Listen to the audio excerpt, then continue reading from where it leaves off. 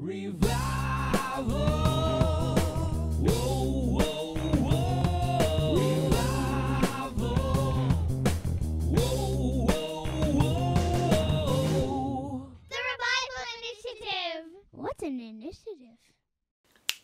What's up, friends?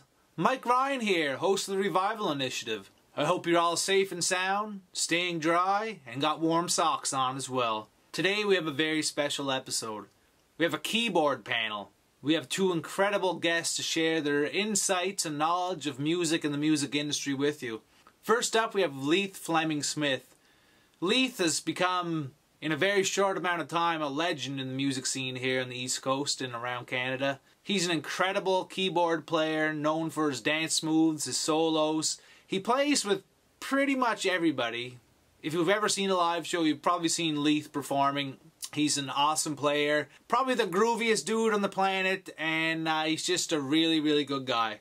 So he's going to talk to you about the art and techniques of being a studio musician. So a lot to learn from Leith for sure.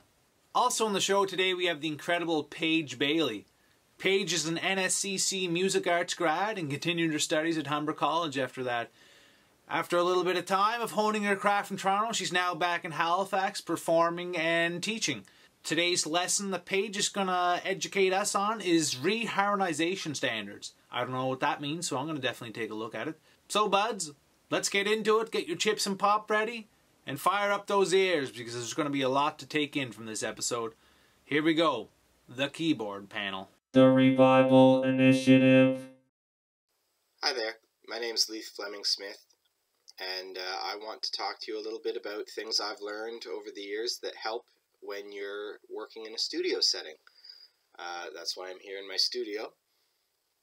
For instance, I'm going to focus more on, instead of playing live off the floor in a studio with your band or your friends, I want to touch on being brought in kind of after the fact by someone who you may not know.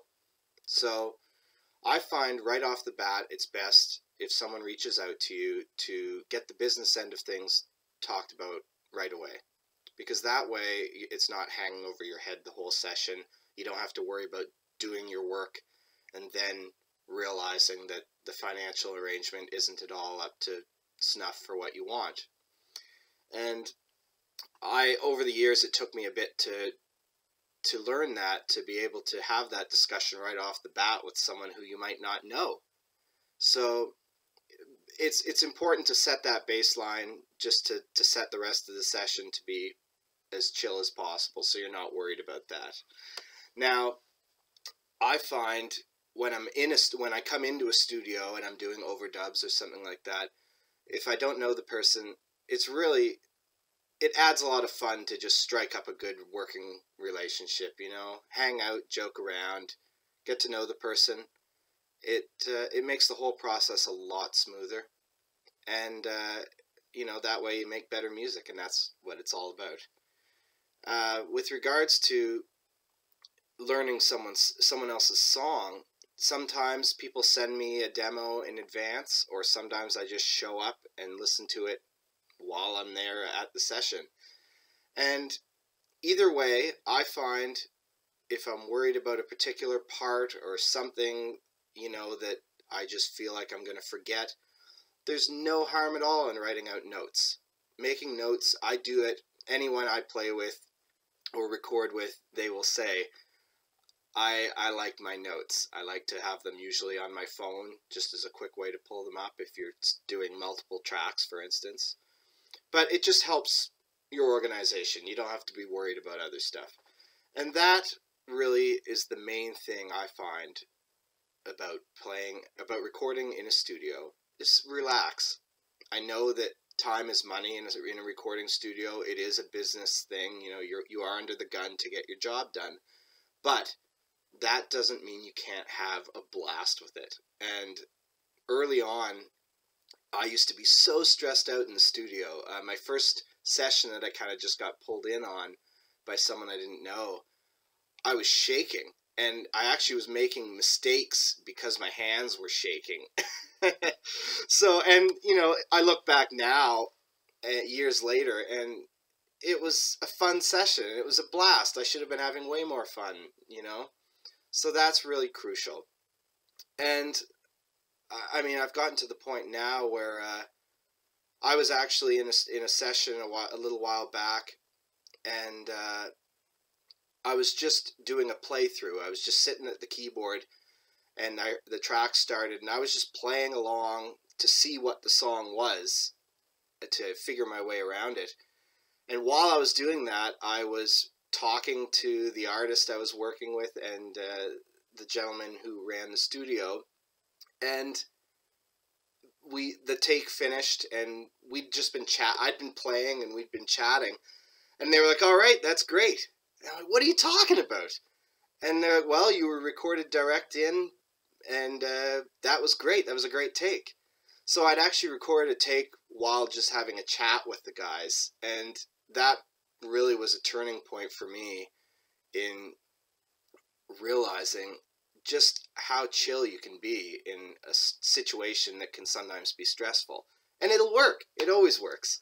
You know, you have to always remember, have faith in your skills as a musician, because if someone's asked you to be a part of a session, that's because they've either heard of you or heard you or met you once, and they know who you are. They know what you're capable of. So, you know, just have fun. And it makes the whole experience a lot better, and you can look back on it afterwards and listen to the song you worked on, and you can be thinking, you know, because you get transported back when you listen to a song you played on. You always remember where you were when you recorded, how it went. And you can look back and say, you know what? Yeah, I aced that and I had fun. Because when you start relaxing, that's when you can be who you are and your skills come to the forefront. But I often think it really, you know, for me, musical diversity is really, I really enjoy that. And being a studio musician, you're also being asked always to kind of, well, different people will ask you about different projects that can be completely different musical styles. And I found that really helped me grow as a musician by being a part of all these different projects that had completely different undertones. You know, you could be doing a rock session sometime, go in and, like, I've gone in and put Hammond organ on something, or I can go in and do some synthesizer on something else, or put some electric piano on some funk. It's really down to what you enjoy playing. But it's, again, it's kind of a self cycling machine in a way, because you put in what you get out, and if you start doing different sessions with different styles of music, it really will help your musical growth. And that's a really big part of why we're in this. You know, we play music to better ourselves, and that's in a studio setting. You know, if you can be a bit of a Swiss Army knife, that is really helpful, because over the years too, there have been sessions I've been on where even within a session there will be different styles that you have to be ready for. But just getting your feet wet with and not being afraid to experiment with other genres of music, that, again, that really will reinforce your skill set. And I know that during times like this, we're all staying home. You know, a lot of the studio stuff has been put on hold. But that's the beauty now of modern technology. You know, those aren't modern technology, but you get my drift. You can have all your stuff at home, but through technology, it's easy to record. You can go out and get a really cheap interface, and, you know, you have your laptop, and you're good to go. So for me, I find, like, I do a lot of work from home as well as in studios, and it really helps the budget for people too. You know, it's sometimes more within their budget to have you work from home, or they might not even be in a studio for any of it. You know, everything can be done from home, which is what's exciting about times like we're in now, is that everyone is, you know, gearing up to work on stuff from home. Now, I do a lot of work from home for people, and I find it's a very different atmosphere, because instead of being in the room with who you're tracking, you know, you're at home, you're in your own little world.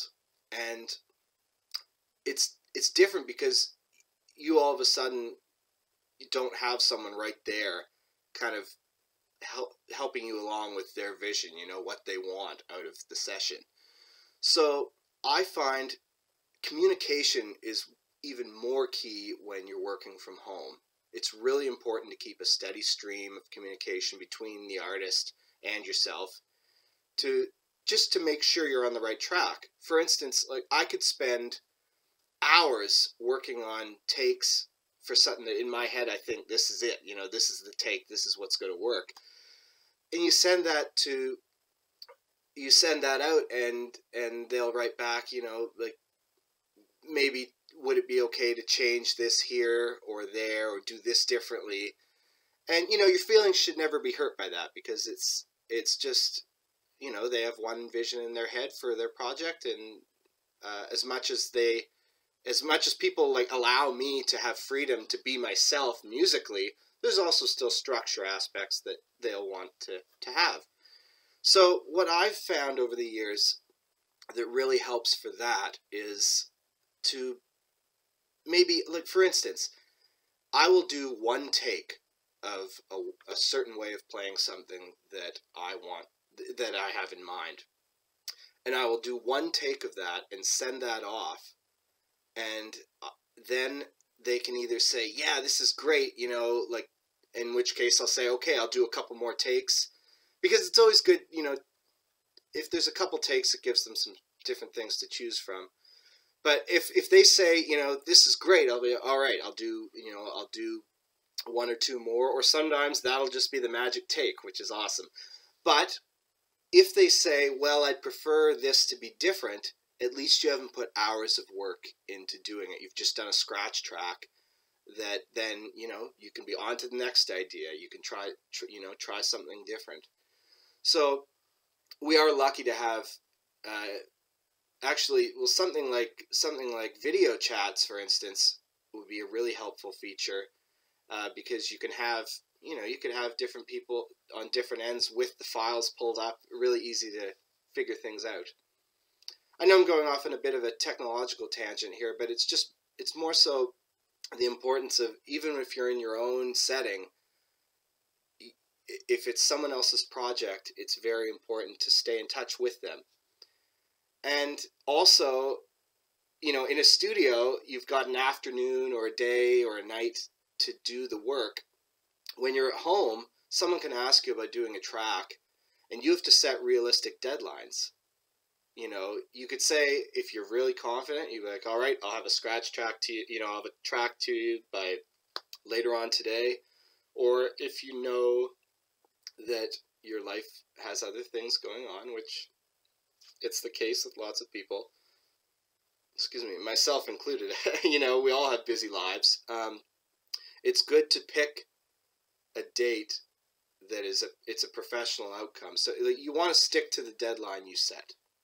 So, for instance, if I get in touch with someone on Monday, I could aim to have everything wrapped up and done and sent off by Friday. And that involves being in touch with them through the week, hearing their thoughts on what you're doing. You know, it will help. It'll help your reputation as a studio, as a recording musician. If you stick to your goals and your deadlines, it really looks good. So I think, yeah, in summary of the studio aspects, I really do believe relaxing in the studio setting is crucial, and just chilling, having fun, you know, it's fun. Music is fun. It's supposed to be fun, no matter what. And whether you're doing some work at a studio or doing it from home, it's important to maintain that. And that's, I think, the final thing I will say on that matter. Whoa, whoa, whoa. Hey guys, how's it going? My name is Paige Bailey. I'm super stoked to be part of your masterclass today. So I thought for today's little mini lesson with me, we would talk about the concept of tritone substitution. So some of you guys might already be familiar with this concept, but for those of you who aren't, it's a theoretical concept used mostly for reharmonizing, arranging, but you can use it in your own compositions as well, just to kind of make chord progressions sound a little more interesting. There are tons of different ways that we can use tritone substitution, but I just thought for the sake of the time of this video lesson, I would kind of just focus on the most common way that we see tritone substitution being used. So this concept in particular is going to be focused on dominant chords. When we replace the dominant chord in any given chord progression with its tritone substitution, we're opening the door for all kinds of different possibilities of maybe melodies you hadn't thought of before, or just different chord structures that make the music sound a little more interesting, or maybe a little more modern, and definitely less diatonic. Oftentimes when we write music, we get stuck into the habit of using similar chord progressions over and over and over again, and it can create kind of a stagnant sound to some of our compositions, or maybe even cause us to have some sort of writer's block. So this is just a little way of kind of getting us away from using those progressions, getting us away from using the 2-5-1s and the 1-6-2-5s and all those kind of basic progressions that we've used time and time again. This is a really simple way to take some songs that you have written or some arrangements that you might not know exactly what to do with, and maybe you can try some of these out as well. So what we're going to do today is we're going to analyze what I mean exactly when I say tritone substitutions, why they work so well with dominant chords, and a couple different ways that you can maybe try them out, and some examples of ways that I've used them in my writing as well. So without further ado, let's get into it. So the first step in understanding tritone substitution is just keeping things super simple and just looking at the interval of a tritone itself. So a lot of us are probably already familiar with the sound of a tritone, but just to kind of refresh your memory or just give you a little bit of insight to it, it's going to be 6 semitones away from our original note, as many of us know. But just so we can get the sound in our head, let's just play around with a couple different tritones here. So for example, here's a tritone, here's a tritone, there's a tritone. So we're all pretty familiar with the sound of a tritone, but you know, just to kind of refresh your memory, there's a couple examples right there. Basically what we are going to be doing when we are looking at tritone substitution in the context that we're looking at it today is we are going to be replacing the dominant chord in any given chord progression with a tritone sub. So on that dominant chord, we are going to find a dominant chord that is exactly a tritone away from it. So let's put this into practice a little bit just to see how it sounds and figure out why exactly it works. So let's take a simple chord progression here. So let's just say we're playing in the key of F major and we're going to play a 2-5-1. So my 2 is going to be my G minor, my 5 is going to be my C7, and my 1 is going to be my F. Okay, 2, 5, 1. Now that we've established this 2-5-1 progression, we are going to take the 5 chord, so the C7, the dominant, and we are going to replace that with a dominant chord that is a tritone away from its root. So we are going to, instead of playing C7, we're going to play G flat 7. So now we have G minor 7, G flat 7 to F.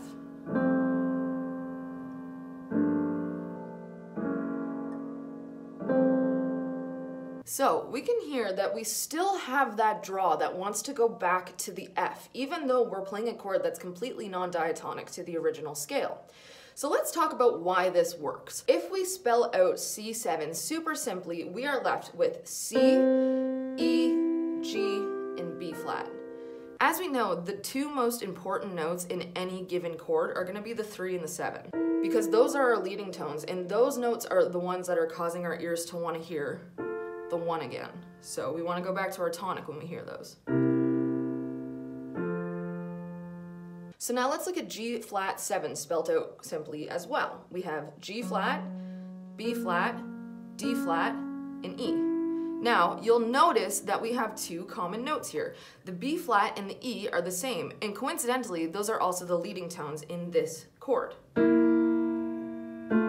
So we really want to hear that tonic again.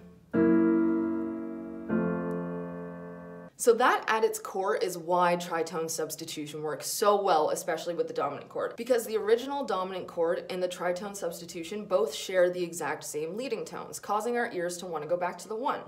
You'll notice as well, when I play this, we're also seeing a chromatic descending bass line. So bass players absolutely love when we do tritone subs. So if you want to help your bass player pals out, make sure you throw some of these in your arrangements. Another interesting thing when we're talking about tritone substitution is that we can implement it when we're soloing or improvising or maybe just even writing a melody that we want to be a little bit different. So something interesting happens when we start using these substitutions, and that is we're adding in a whole new element, a whole new scale to what we could use in a solo. Typically, when we are soloing, say over a 2-5-1, we're gonna play something pretty diatonic. Sometimes, you know, there might be a nice note in there, a nice extension like a flat 9 or a sharp 11 that we can kind of play with a little bit. But for the most part, when we're soloing, we're gonna keep it pretty diatonic when we see a chord progression like a 2-5-1. Let's say we wanted to add something a little more interesting. So I'm just gonna play again in F major. I'm just gonna do a 2-5-1, but I'm gonna use a tritone substitution. So. And I'm just using some rootless voicings here, but let's say I was taking a solo here and I was improvising and I wanted to think of something a little bit more exciting. So G flat 7 is non-diatonic to the F major scale. Instead, we are going to play around with this scale, which comes from the tritone substitution. So that is a G flat Lydian dominant scale. So it is a scale that is deriving from the melodic minor. So this is kind of an interesting scale that we can play when we're soloing and we're including these tritone substitutions. It just gives it a little more of an exotic type sound. So let's just say we're soloing over that exact progression. So what we could do, instead of playing something completely diatonic, we could include that scale when we have the G flat 7 being played as well. So we could play something more along the lines like this.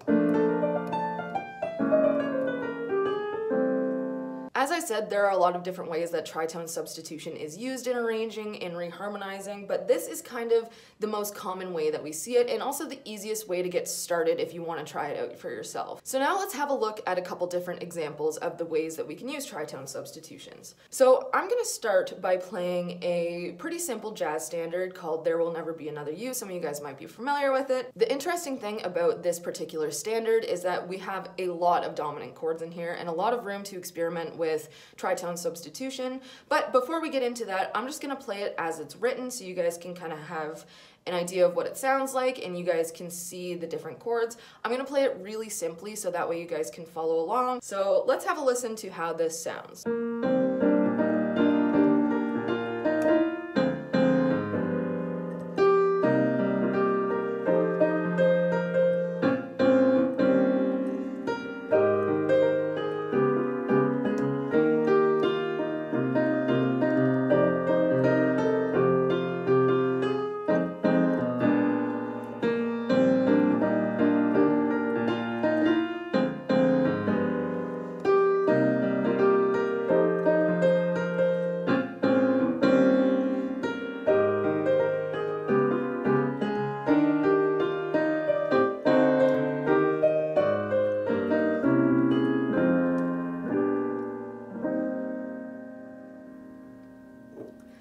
So there it is as written. So we can see there that we do have a lot of dominant chords in this song happening. We are now going to take some of these dominant chords and transform them into tritone substitutions. Something to just be aware of though, when you are trying this out on your own and you're trying to maybe reharmonize a song or whatever, sometimes the melody will clash with the tritone substitution, so it's not going to universally work for every single dominant chord. So let's see what it sounds like now with a couple tritone substitutions in here.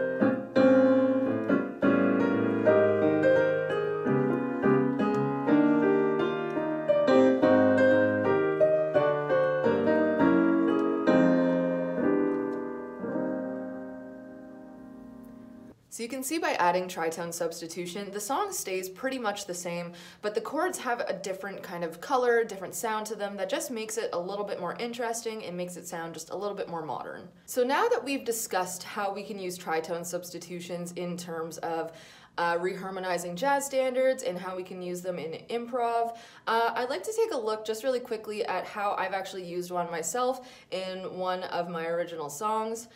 So this is a song I actually wrote a really long time ago. I actually wrote it while I was going to NSCC, and it's had a pretty long life, and after a while I was getting kind of tired of the chords that I was playing.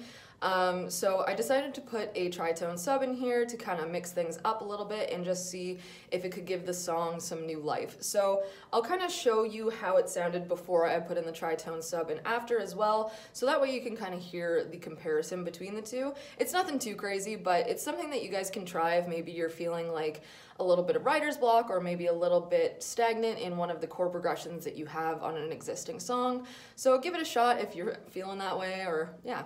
Get back to the pack, light another one up. You're falling asleep next to your empty cup. You're picking up the habits of a real bad man. If you're gonna take the gamble, better know your hand. Your friends think you're fading, they can all be wrong. You start to wonder who you were all along. But nothing really matters when you've got another line. But will it really all be fine this time? So it's a pretty simple chord progression, and that progression takes place throughout the verses of this particular song. But I was feeling kind of bored with that progression after a while, so I decided to throw in this tritone sub every couple times during the verse just to kind of give it that lift that it needs. So this is how it sounds now. Get back to the pack, light another one up. You're falling asleep next to your empty cup. You're picking up the habits of a real bad man. If you're gonna take the gamble, better know your hand. Your friends think you're fading, they can all be wrong. You start to wonder who you were all along. But nothing really matters when you've got another line. But will it really all be fine this time? So as you can see, it just gives like a little bit of a boost at the end of the verse sections there, and just makes it kind of have a little bit of a lift to an otherwise pretty depressing song. So, try it out. The Revival Initiative. Okay, welcome to Revival Revelations, the part of the episode where we dig deep with the artists to find a little bit more about them. Revival Revelations. Why is making music important to you? Making music is important to me because it's my way of communicating with the outside world. It's how I best can convey emotions, and so it's my speech in a way. You know, when I'm up on stage having fun with my friends, and we're all rallying together to play, and it's if you see people in the audience really having fun and dancing and grooving, it really fills your heart up to see that. It's really a feedback mechanism. I find it makes me play better to see the crowd dancing and grooving. So but I play music as my kind of window to help people. For instance, like if I see someone, there have been times when I've seen someone in a crowd who might not be having a good day, and if I can make them leave with a smile on their face, that's my job done. It's kind of just something that I've always done. It's something that I'm passionate about, and it makes me happy, and it makes other people happy, and I get to spend lots of time with my friends playing songs. What is one thing you know now but wish you knew when you first started your career in music? Well, I really do believe over the years, if there was something that I would tell myself when I was first starting out, it would be know your value.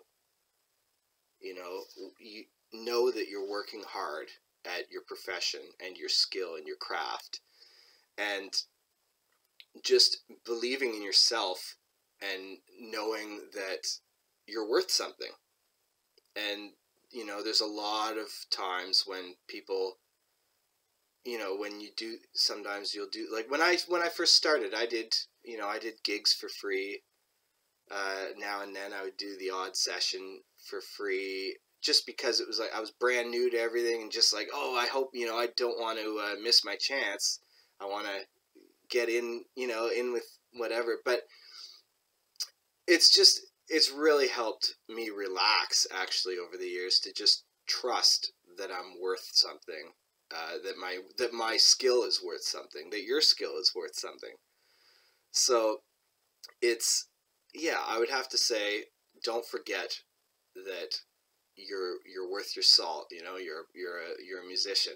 Something I wish I had known before starting my career in music is how busy it is. It's like you're gonna have to work day and night every single day, just to try your best to make it in some way, shape, or form.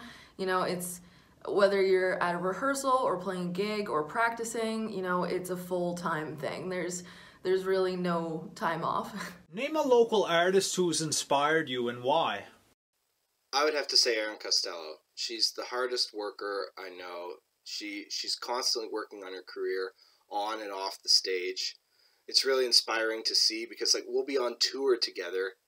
I've had the good fortune of touring with her a lot over the last couple of years, and when we're on the road, she's always working on things. She's able to keep a balance on tour between work and the task at hand, even as we're getting organized for a show, she's working on booking other gigs down the road. It's really cool to see someone who can pull that off.